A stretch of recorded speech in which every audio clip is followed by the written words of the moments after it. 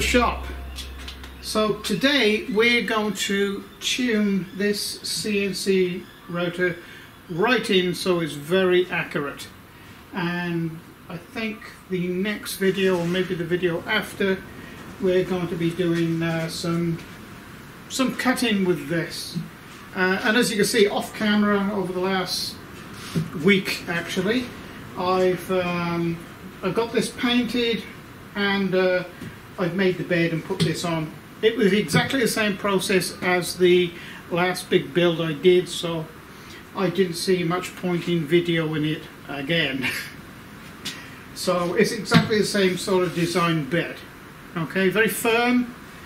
2 layers of 19 or 18 millimeter, actually, 3/4 of an inch. MDF slotted. So I have these T-slot, T-nut bolts, whatever they are, T-bolts, and clamps, which you can get off eBay. They're you know, a few bucks. It's you know, better than trying to make them. You know, I mean, they're made in one piece. The actual T-bolt, they're not welded or anything, and they're good, fairly good quality if you know what they are. So I decided just to get some off eBay. So when you've got your CNC router moving, because that's all this was, it wasn't tuned in at all. I just set some parameters up in the last CNC video that I did, just to get it moving. It wasn't set up accurately at all. So it really starts with setting the drivers. So I'll show you what I set mine at, and we'll take it from there. Okay, so don't let these numbers confuse you. All right, this is just setting the dip switches. By the way, these are the dip switches. These little switches here. Now, they're broken up into 3 sections. The first section here is, well, what ampage do you want to feed out to your motors? Now, as this is a new machine, I didn't want to sort of give it full ampage of you know, peak amps of 4.2 amps. I tend to be a little bit sort of conservative, and in my case I've set the first 3 dip switches here on, off. So on, off represents midway, which is 2.8 sorry, amps peak and continuous of 2 amps, 2.03. So it's on, off. It's as simple as that. Now then, this is where a lot of people get a little bit confused. Now, switch number 4, okay, which is that one there, switch number 4, I've got in the off position. Okay, so it just means that switch number 4, off is half current, okay, when it's holding. That's what this means.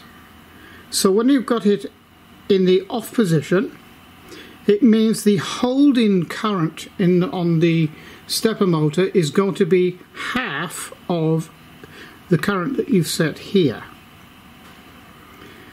That's all it means. Now, why I set it to half current to hold is because otherwise, if you set it to full current, your motors get really warm, or they can get really warm.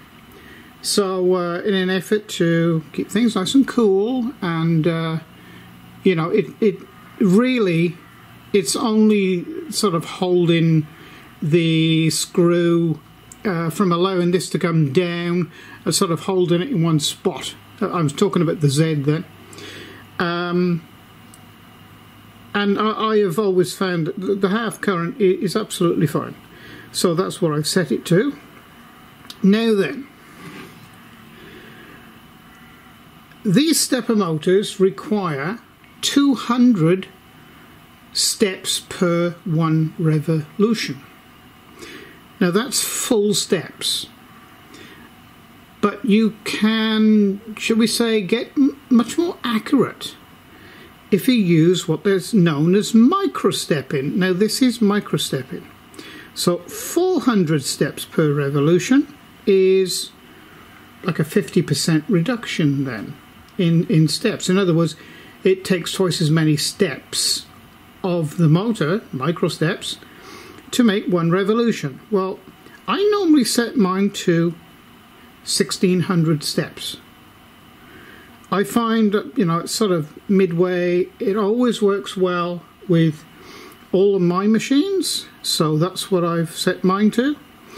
And that is, and actually, if you buy in a CNC router, that's normally what it's set at. So it's off, off, on, on. The last 4 switches, so it's off, off, on. Okay, so that's 1600 microsteps. So that's what I've set mine to, and everything appears to be absolutely fine. Okay, so we're going to move this cursor now down to machine, press open, move it all then to motor set, and you'll see here that the manufacturer's recommendation for 320 is actually set for 1600 steps, or 1600 microsteps. So, and you know, I've changed this now to coincide with 1600 steps. The velocity I've just dropped down a little bit because it was a little harsh, and I've also taken down the acceleration a little bit because it's a brand new machine. You know, I like to do things a little steady. So this is the setup that you probably should have, and so everything should be fine there, but we're going to check it out in real terms in just a moment. So this is set all okay. Exit that for a minute. Home in, that's all switched on. Exit that. Soft limits, now then. I can't fill the soft limits in yet, and we will be doing that for this video, because I need to know that the axes are running absolutely true and accurate before I fill this in, because what is read in the DROs might not translate to physical movement on the machine. So that's what we're going to check now. Physical movement to what we set this at, or what we set in here to move. So we'll come out of that, and we'll fill that in a bit later, and we'll come out of that, and we'll go onto the machine now and do something a little bit more physical with it. I have noticed a couple of you send a couple of comments in, and one patron actually, saying that they set their SMC up and that when they start to do a job, the Z-axis does not come down to the desired height to start the job. Well, this process that I'm doing now and getting the steps per right and the amount of travel right in relation to what the DROs are saying, this is part of it.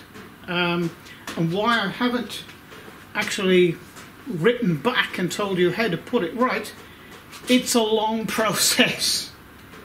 And I don't know your exact problem, but I'm surmising it is this. Okay, so this is me answering the questions that are coming in. Okay,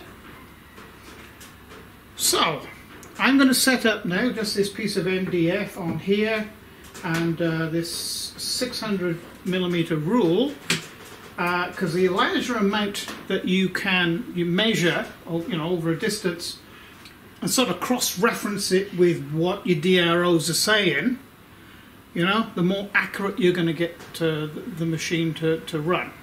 Okay, and it should eliminate any of those problems with any of the axes not actually going the full distance to what you require them to. So I'll set this up. Right, so let's put this on top of here. I'm going to run this now accurately over to there. So let's bring it down some. Over.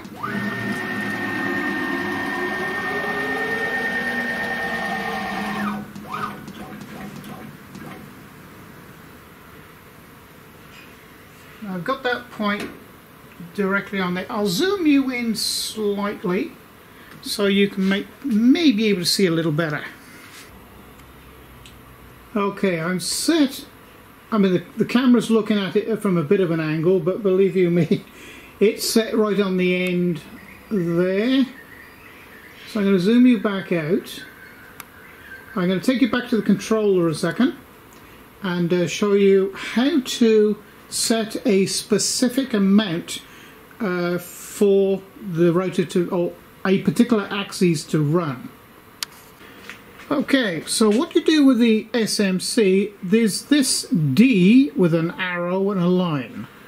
Okay, now you press that and it fetches up this window. Now scroll up to the open window there, press so it goes green. Now I want this to move 600mm.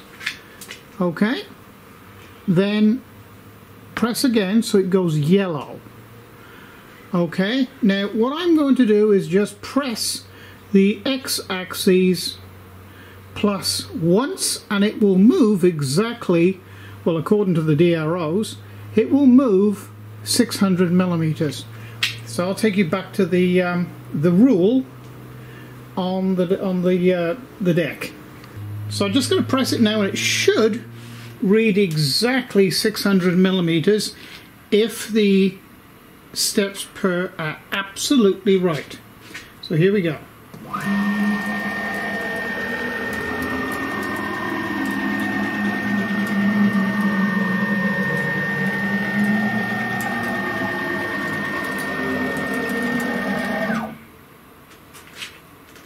What do you know? Listen, I'll just square the camera up. So that means moving it over slightly like this. Now I shall zoom into that the other way. I hope there's enough light on that. And that is pretty well smack on. For a CNC, look, it's within 5 thou. It's absolutely fine for a CNC router. There's no need to be more accurate than that. So that is fine. Now I'm going to check the other axes as well, but it's exactly the same process. And I don't want to be boring, so I'll just carry out the same process for all the other axes. Okay, so I've just checked the other axes out and they're all running true and perfect. So now I'm going to get the router to register now all the axes in the home position. That's very easily done. You press this button here and then scroll down to return to home. And you can either press OK or press that button down. And I'll just move the camera over so you can see it go home. Okay, here we go, returning home. Okay.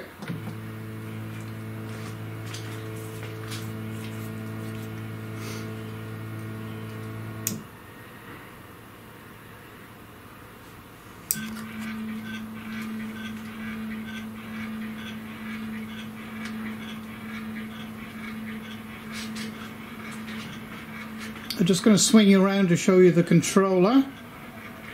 Let that one go home. Now if you look at the controller,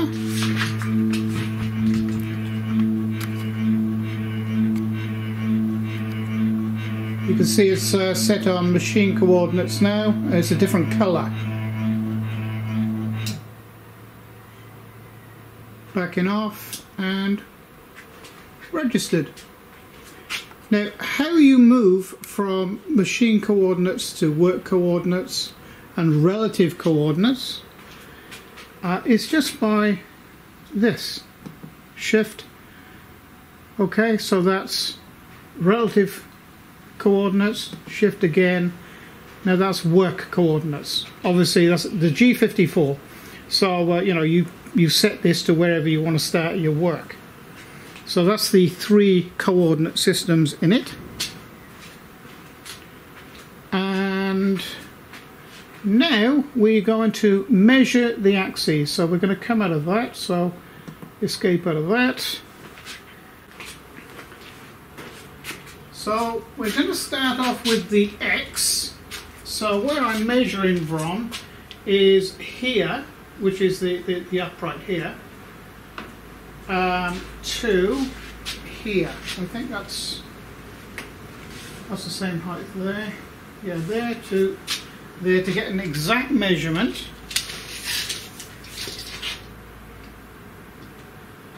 And that is exactly 840 millimeters. So we'll write the exact figure down. So X equals 840. Just check that again. Yep, 840. Now the Z, obviously this can be slid up and down inside of the clamp mount there, but I want to measure the full extent, and we've got 220. So Z 220. If I got that.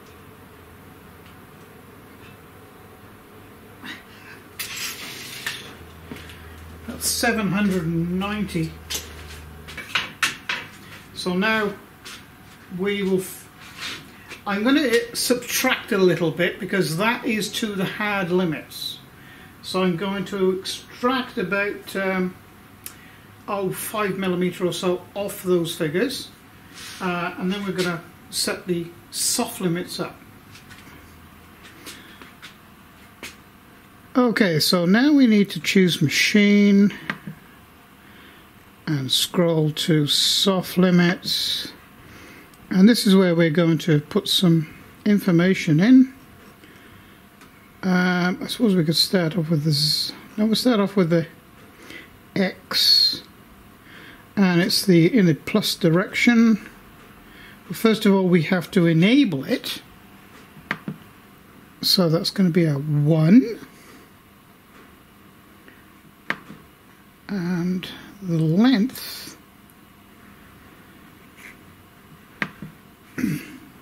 is 840. 840.0. Enter. And the safe zone, I'm going to knock 10 millimeters off that. Err on the side of caution, so I'm going to put 830. Okay. And let me see, Y plus, make that a 1. The Y plus length is 790.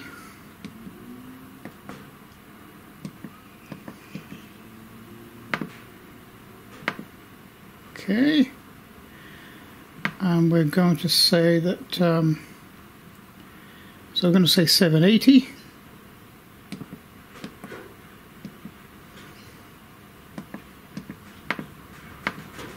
Okay. Now let's come down to the Z. Now the Z length is in the minus direction, so the length is 220.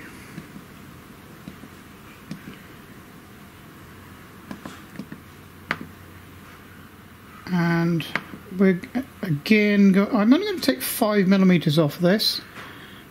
So we're going to say 215.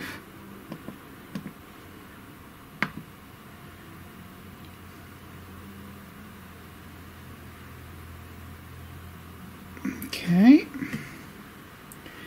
And one more change we're going to make.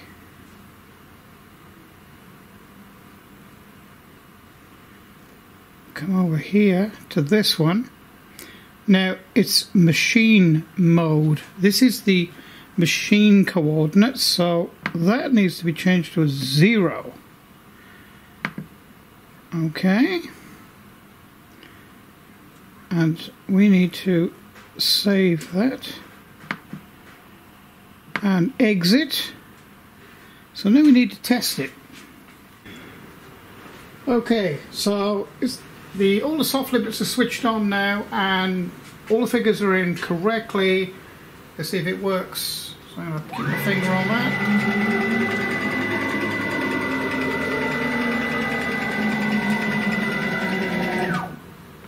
Soft limits are on. Okay, so that is how simple and easy it is to set this controller up to be and the machine up together to be very accurate, or as accurate as you need to be with a CNC router. You know, you're mostly dealing with wood. You know, if you're cutting aluminium, maybe you need it to be within 2 thou, but that's about as accurate as you're going to get a CNC router. Which this is quite capable of machining those sort of tolerances. And we will, in the future, we'll machine some aluminium, this will do just fine.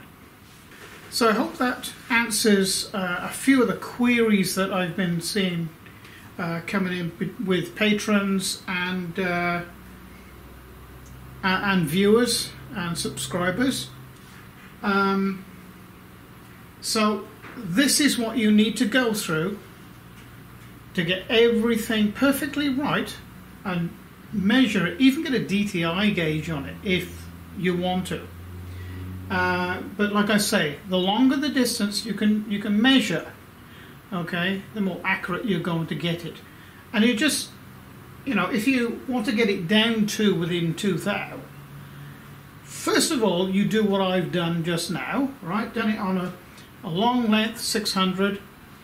Then, if you wish to get it down to 2 thou, you can put a DTI gauge on here, okay, and move the measured amount. And if you find that it's a few thou out, 5 thou out, whatever, you just alter the motor steps just by one value. I mean, it's 300 and I think it's 320. We'll alter it to 321 and redo the test and see whether you've improved it or made it worse. If you've made it worse, then you know that you have to alter it then to 321, and that's how you manage to get it right on the Mac. You know, there's no grey. You don't have to work out how many steps the motor and calculate it all out. That's a load of baloney.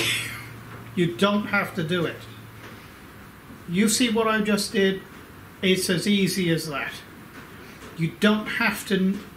All you need to know, all you need to do is set your drivers, in my case, 1600 steps. You don't have to do that, but that's what I find works. 1600 steps, micro step in, and then set your SMC controller, like I did, 320, which is actually the manufacturer's setting, and it works fine. It's perfect with these screws. Okay, if you have different screws, this one particular one I think is, I'll tell you exactly.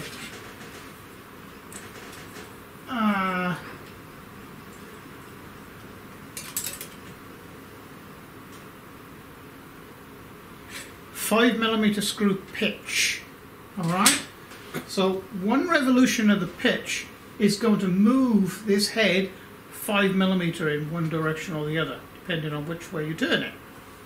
So that is roughly 5 complete turns is 1 inch. Alright, it's 25.4mm to 1 inch. So I'd say that's what this is. Okay, so there you go, it's 5mm pitch of the screw. Okay, this particular one. If it was a larger screw or a smaller screw, it'd probably be 4mm or 6 or 8mm pitch. Okay, so then the figures are going to be different in there. Okay, the larger the pitch, the smaller the amount of steps. Okay, the smaller the pitch, the larger amount of the steps. But then again, you can alter the steps in the driver as well. You know, you can go up to 3,000 steps, micro steps per revolution if you want to. You know, but the figures that I've shown you today, they work. Okay? So in answer to, I think, one patron's query where the Z did not come down to meet his work, it was, I think it was 3mm or something like that, off the material. I'd say go through this process first, measuring the length of travel for a given amount you put in. Okay, get that right and it should solve your problem. And there was also another query, I've had several queries with this, that Fusion 360, the hobby version, the free version, you can't write G-code tap, millimeters G-code tap. This is only metric. Okay, there is a patch out there for Imperial. I don't know anybody that's used it, so I can't tell you whether, you know, you would think that if it worked, there would be a lot of people on the net saying, oh yes, you know, convert this to Imperial, no problem. I haven't seen one person convert that to Imperial, so that would suggest to me that it doesn't. Metric. So, and the post processor that I use for that, and I have been using now for 2 years or more, because I've got a couple of these now, that is G-code millimeter tap. Okay, tap files. It's the really basic G-code. It's a step down from, if you see the list in Mach 3 millimeters, all right, there is a couple of things that you have to take out of the code for it to work in this, all right, without it being a bit jittery. But G-code millimeter tap, that's the only one that works in there, and unfortunately it's not available on the free version of Fusion 360. The paid version, I have both. I have the free version and I have the paid version. In my case, it's a tutorial version, and in that version you can save in tap files, but the free version you cannot. It's not listed there at all. Maybe if Fusion, if Autodesk is watching this, I know they do watch a few of them, maybe you could you know, sort of alter your file system to allow the free version for hobbyists to be able to output G-code millimeter tap files for the SMC and others like it. Other than that, Carveco Maker, I use that one a lot. I have 3 versions because I make videos on behalf of Carveco, and you know, the best bang for buck on the market is Carveco Maker, and I will be using it in the next video with this. G-code tap files, use it all the time. The only other one that I know of course all the Carveco ones have it. The only other one I know of you can post-process through G-code millimeter tap is Aspire, and that's getting a little expensive. I mean, I like Aspire, it's fine, it's a good program, but you know, I think it's what, $2,500 US dollars now. That's getting up there a bit. Carveco Maker, best bang for your buck. G-code tap files, you know, certainly if you're on a budget, you know, and you want to use one of these, which I do recommend, and I have no association with SMC or the sellers at all.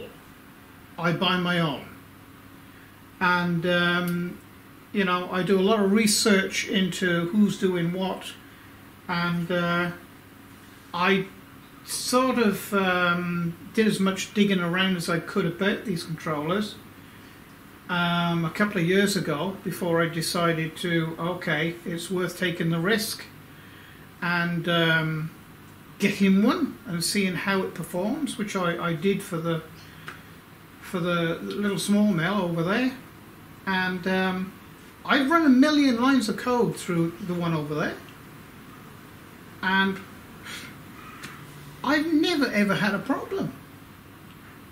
Never had a jittery code, never anything. Just, you know, put the code in, set the G54 and hit the button, off it goes. Never any problem. So I'm happy with them, and I personally, you know, speakers I find, I can recommend them, you know. I've used them a lot and no problem. And I actually find them easier than Mach 3, especially now. XP, Windows 7, you know, there's no support for it.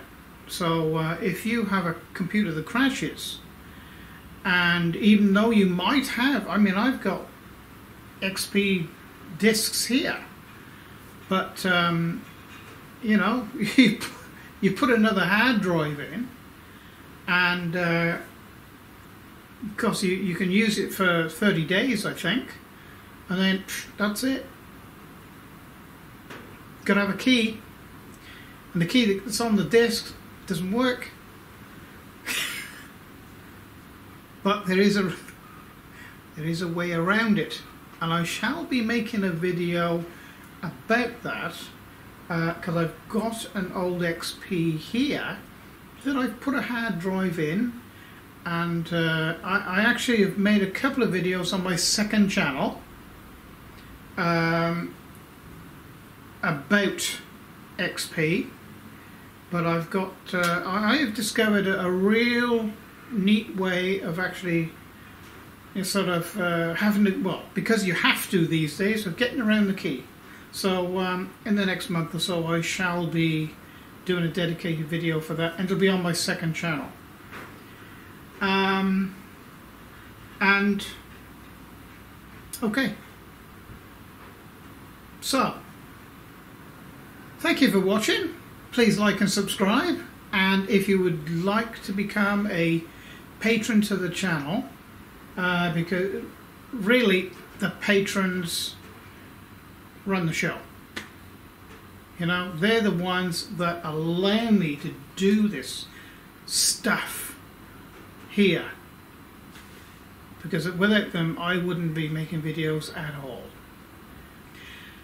So if you would like to become a patron, I would be very grateful. So thank you for joining me, and till the next video, which I think actually it has to be a laser video, because I have a new laser now which is sat over there. It's a 100 watt. It's a thunder laser, best blooming laser on the market if you're looking for one. Okay, bye for now.